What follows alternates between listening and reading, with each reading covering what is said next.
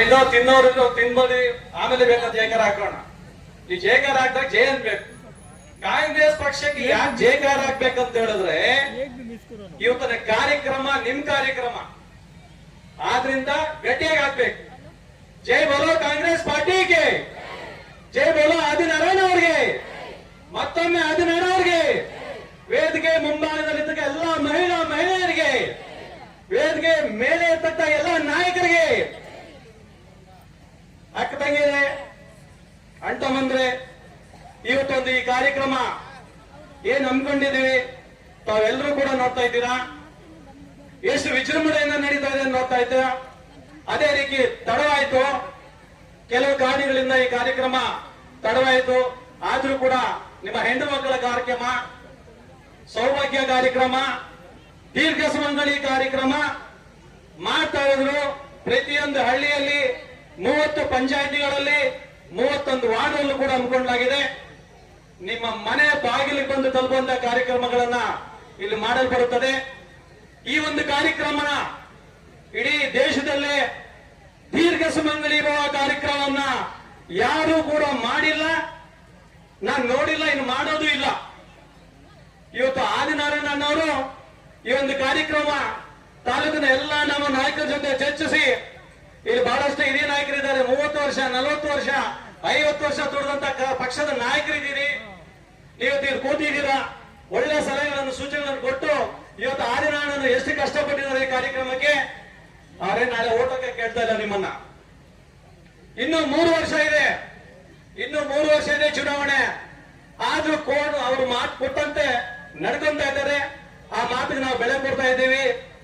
ಅದೇ ರೀತಿಯಾಗಿ ನೀವೆಲ್ಲರೂ ಕೂಡ ಇವಾಗ ಏನು ಎಲ್ಲರೂ ಕೂಡ ಕೈ ಎತ್ತಿ ಆಶೀರ್ವಾದ ಮಾಡಿದ್ದೀರಿ. ಅವರಿಗೆ, ಅವ್ರ ಕುಟುಂಬಕ್ಕೆ ಈ ಆಶೀರ್ವಾದ ಇನ್ನು ಬರುವಂತ 3 ವರ್ಷಗಳವರೆಗೂ ಕೂಡ ಈ ರೀತಿ ಇದ್ದೇ ಇರುತ್ತೆ. ನಿಮ್ಮ ಆಶೀರ್ವಾದ ಅವ್ರು ಬೇಕೇ ಬೇಕು. ನೀವು ಆಶೀರ್ವಾದ ಅಂತ ಮಾಡಿದಂತ ಪ್ರತಿಯೊಬ್ಬ ಈ ರಿಸರ್ವೇಶನ್ ಕಾನ್ಸ್ಟಿಟ್ಯೂನ್ಸಿಯಲ್ಲಿ 4ನೇ MLA ಆಗಿರಬಹುದು, ನಡೀತಾ ಇರ್ತಕ್ಕಂಥ 4ನೇ ಟರ್ಮ್. ಮೊದಲನೇ MLA ಏನಿದ್ರು ಅವ್ರು ಯಾವ ರೀತಿ ನಡ್ಕೊಂಡಿದ್ದಾರೆ ನೀವೆಲ್ಲ ಗಮನಿಸಬೇಕು. 7ನೇ MLA ಆಗಿರೋರು ಯಾರು, ಅವ್ರು ಯಾವ ರೀತಿ ಕಾರ್ಯಕ್ರಮಗಳನ್ನು ಮಾಡಿದ್ದಾರೆ ಅದು ನಿಮ್ ಗಮನದಲ್ಲಿದೆ. 3ನೇ ಭಾಗ್ಯದಾಗಿದ್ದಂಥವ್ರು ಯಾರು, ನಾನು ಹೆಸರು ಹೇಳೋದಕ್ಕೆ ಇಷ್ಟಪಡಲ್ಲ.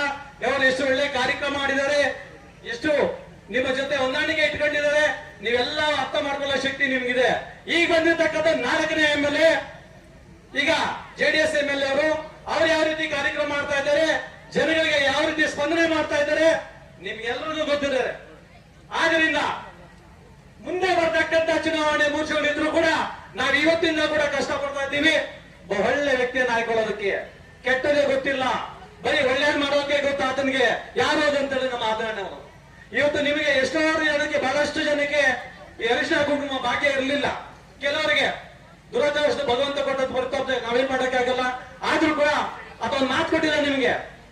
ನಿಮ್ಮ ಮನೆ ಮಗನಾಗಿ, ಅಣ್ಣನಾಗಿ, ತಮ್ಮನಾಗಿ, ನಿಮ್ಮ ಮನೆಯ ಕೆಲಸಗಾರನಾಗಿ ಬರ್ತೀನಿ.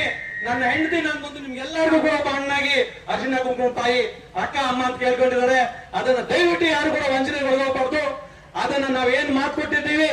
ಇವತ್ತು ಏನು ತಿರುಮಲ ತಿರುಪತಿ ವೆಂಕಟೇಶ್ವರ ಸ್ವಾಮಿ ಎದುರು ಭಾಗದಲ್ಲಿ ಬೆಟ್ಟಗುಡಿ ವೆಂಕಟೇಶ್ವರ ಸ್ವಾಮಿಯ ದೇವಸ್ಥಾನದ ಮುಂದೆ ನಾವು ನಿಮ್ ಮಾತು ಕೊಡ್ತಾ ಇದ್ದೀವಿ. ಈ 2 ಪಂಚಾಯತಿಗಳಲ್ಲಿ ಯಾರು ಕೂಡ ನಿಮ್ ಮೋಸ ಮಾಡಲ್ಲ.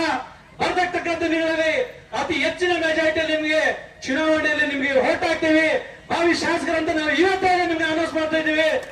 ಇವತ್ತು ನಿಮ್ ಮಾತು ಕೊಡ್ತಾ ಇದ್ದೀವಿ ಈ 2 ಪಂಚಾಯತ್ಗಳ ಪರವಾಗಿ. ದಯವಿಟ್ಟು ಇನ್ನೂ ಬಹಳಷ್ಟು ಮಾತಾಡಿದ್ದಾರೆ. ನಮ್ಮ ಮಂಜಣ್ಣ ಕೂಡ ಪವರ್ ಬ್ರ್ಯಾಂಡ್ ಮಾತಾಡಬೇಕಾಗಿತ್ತು, ಮಾತಾಡ್ಲಿಲ್ಲ.